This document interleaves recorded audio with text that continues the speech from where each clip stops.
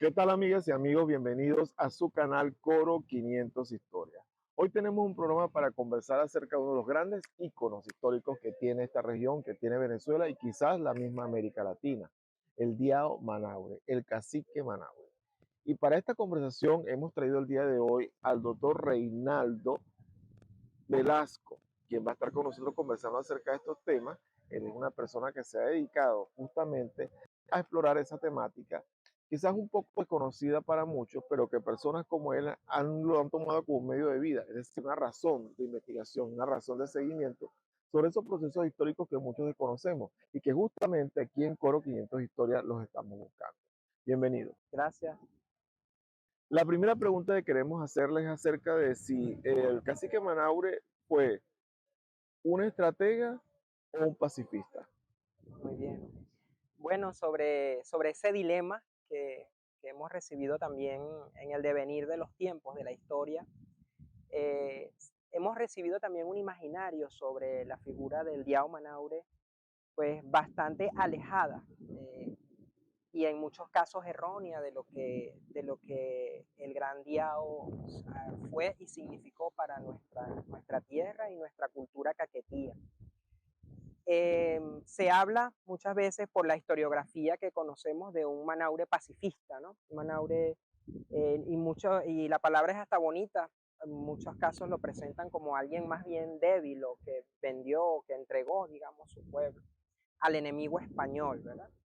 Y bueno, nada más alejado de esos conceptos, realmente eh, lo que debemos contextualizar, en primer lugar, es que el Diao Manaure fue uno de los jefes indios que le tocó recibir al hombre blanco, al hombre europeo, desde los primeros estadios de la colonización, ¿verdad? Entonces, una de las primeras cosas que hay que considerar es esa, porque realmente era un jefe indio que estaba tratando con personas venidas de ultramar y que no eran todavía conocidas, ¿no? Sus proyectos, sus verdaderas intenciones no eran todavía conocidas. Cosa que lo va a distinguir, por ejemplo, de un Huaycaipuro. Huaycaipuro que pertenece a una época más tardía, más hacia 1580 más o menos, ya ha visto digamos, los procesos de coloniaje, los procesos de sometimiento y de esclavización que han tenido lugar en el continente, por lo tanto sabe que está frente a un enemigo. El Diao Manaure no, el Diao Manaure vive otro momento histórico, eso para hablar de una primera instancia, pues. Pero usted me preguntaba si era un estratega, bueno, yo Si se pienso que podría considerar que era un estratega sí, o si era un pacifista. hay muchos elementos, incluso sustentados por documentación histórica, que podrían atestiguar que sí, que efectivamente dentro de por supuesto, estratega es como poco decir, ¿no? Es poco decir para un hombre que fue considerado más bien una divinidad, un ser divino. Pero efectivamente sí encontramos elementos de alguien que podía en aquel momento, con los medios de los que disponía, ejercer un gran poder estratégico. Se ha hablado mucho del Diao Manaure, diciendo acerca de sus costumbres, de la forma en que se manejaba y se comportaba respecto a su pueblo y sobre todo cuando se movilizaba dentro de la región. Se dice que era trasladado para que por otros hombres colocados sobre una especie de sombra, de piragua, algo así, no sé, de hamaca, esa es la palabra. Y eso lo ponía por encima del piso, es decir, no tocaba la tierra como una deidad. Se ha dicho también que de alguna forma él trató siempre como de negociar pues con los españoles en su momento y que se forjó una gran amistad entre él y algunos de los colonizadores. ¿Qué tan de cierto hay en eso? ¿Qué tanto hay de fábula? Sí, pienso que el asunto más temprano tiene que ver con el hecho de lo que atestigua un documento bastante interesante que nos viene por Ampíes. Ampíes, hay Juan de Ampíes. Juan de Ampíes, sí, el colonizador que llegó aquí. Hay una carta de Ampíes fechada entre 1513 y 1521, ¿verdad? Donde el mismo Juan de Ampíes da testimonio de que recibe, estando él fuera de aquí del continente, en una de las islas, creo que estaba en Santo Domingo, recibe una delegación venida de parte de un gran cacique que se encuentra tierra adentro, dice la carta de puño y letra de Ampíes, ¿no? Donde explica que este gran cacique tiene una de sus hijas y también la esposa de su hija secuestrados en la isla.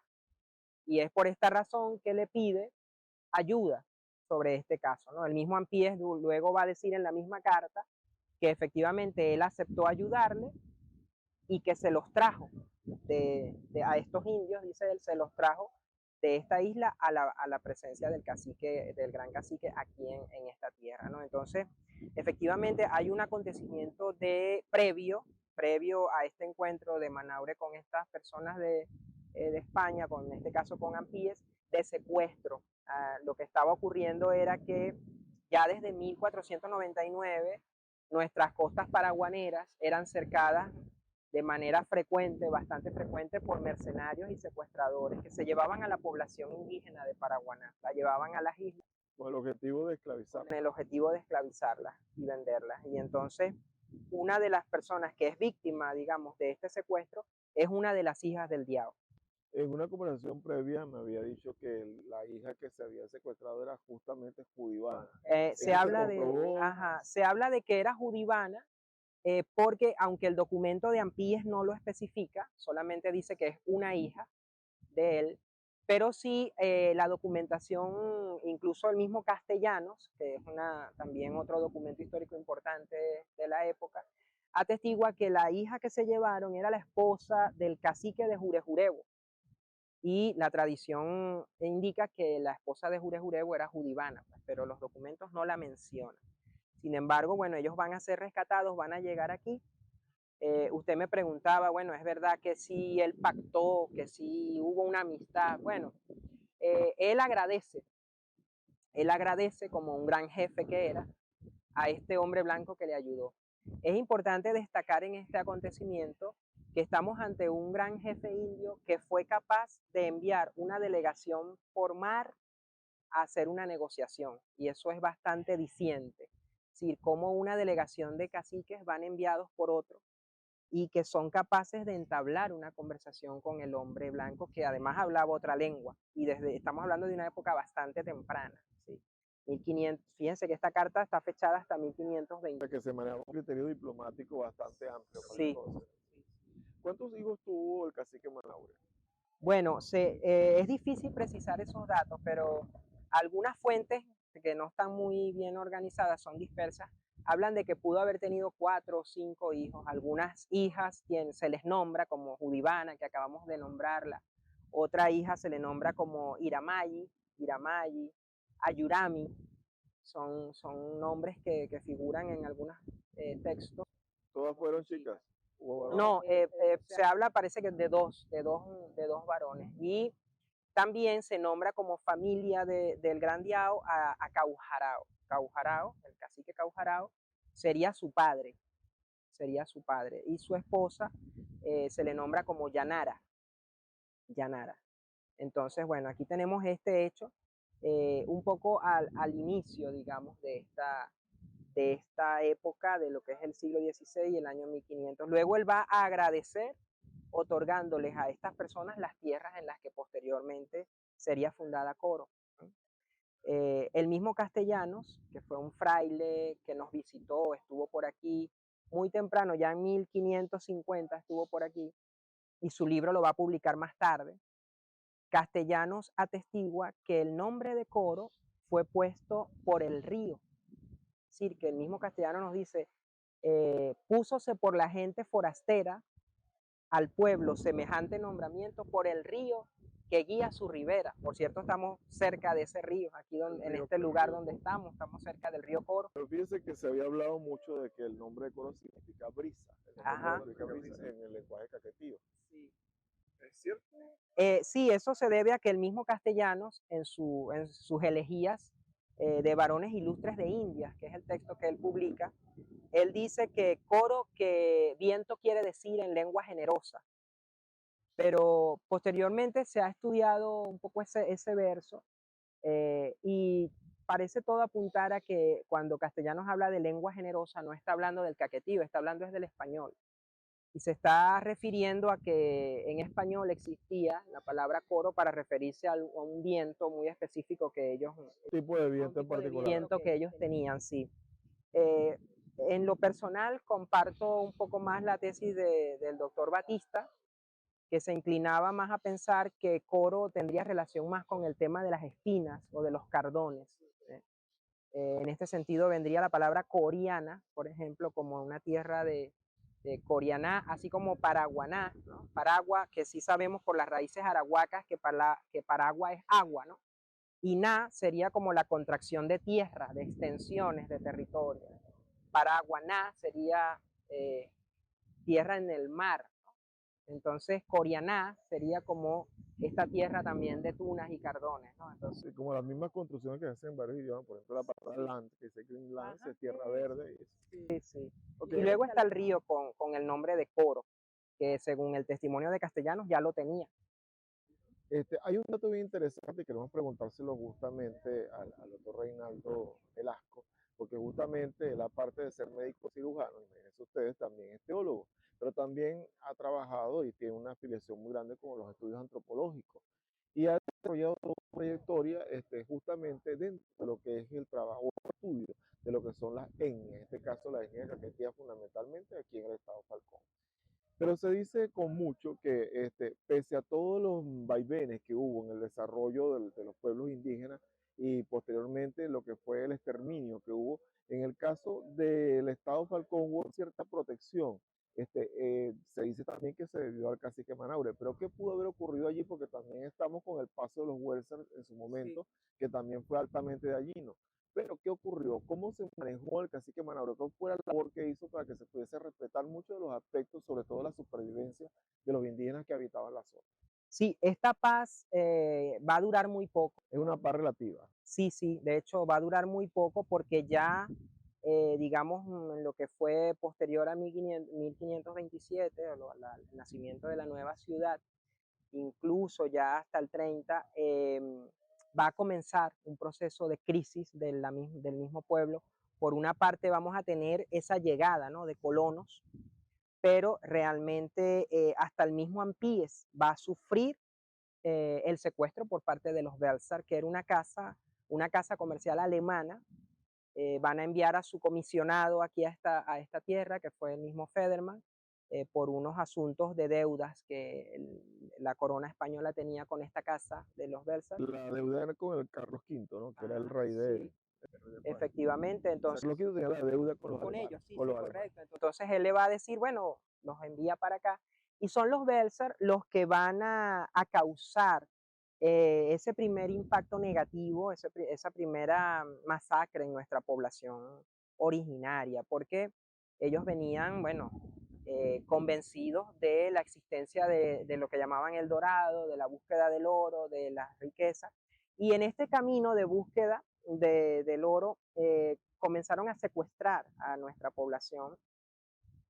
Esto está atestiguado por ellos mismos, porque el mismo Federman escribió y dejó sus crónicas, pero también porque en esa coyuntura vamos a tener voces como las de Rodrigo de Bastidas, el obispo de Coro que no estaba en Coro, pero que sí tenía buena información sobre lo que estaba pasando, la mayor parte del tiempo la pasó en Santo Domingo.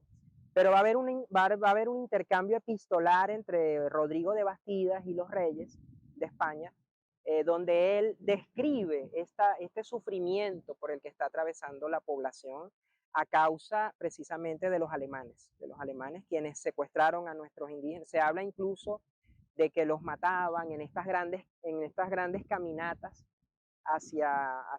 en sus caminatas buscando, digamos, esta tierra de sus sueños, el oro.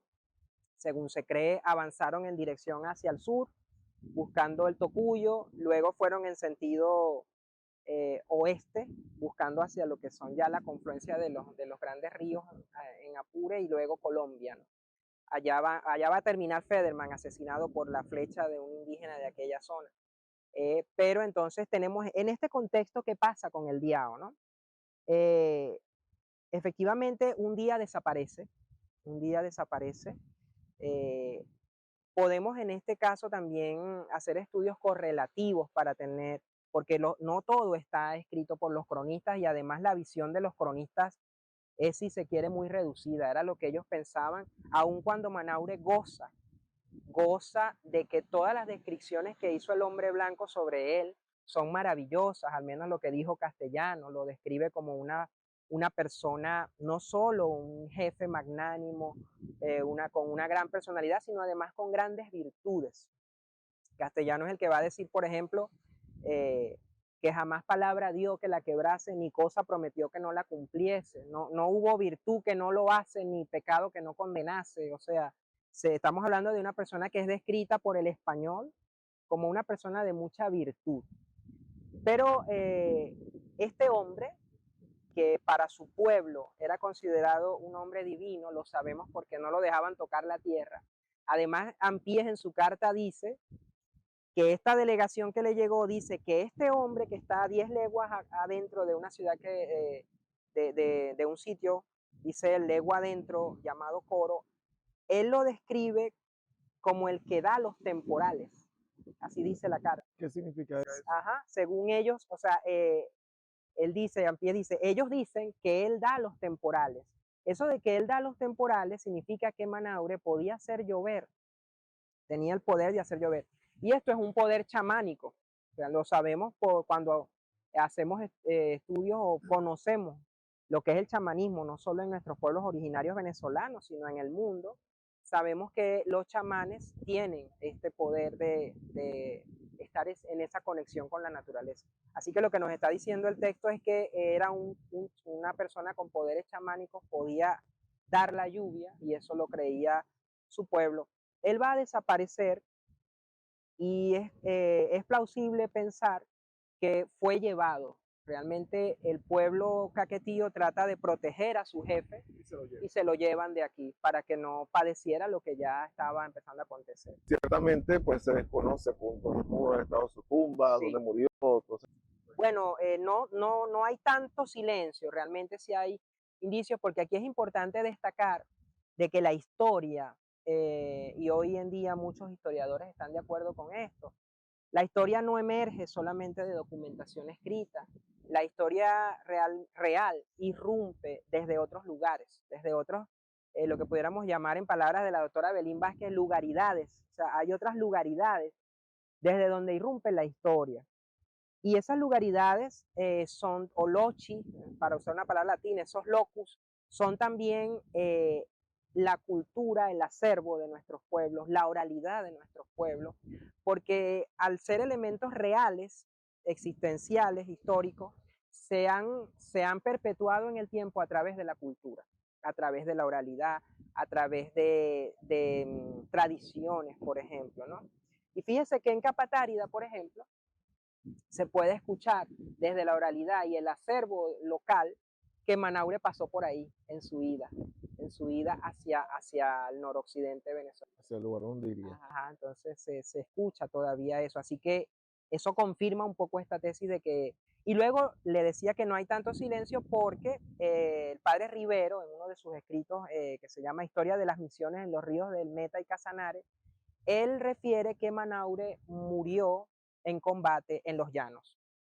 Así que no hay tanto silencio. Hay muchas sobre eso. historias, pero justamente el día de hoy tuvimos con nosotros al doctor Reinaldo Velasco, quien nos abrió un panorama mucho más amplio acerca de esa visión que tenemos del Diao Manaure, del cacique Manaure.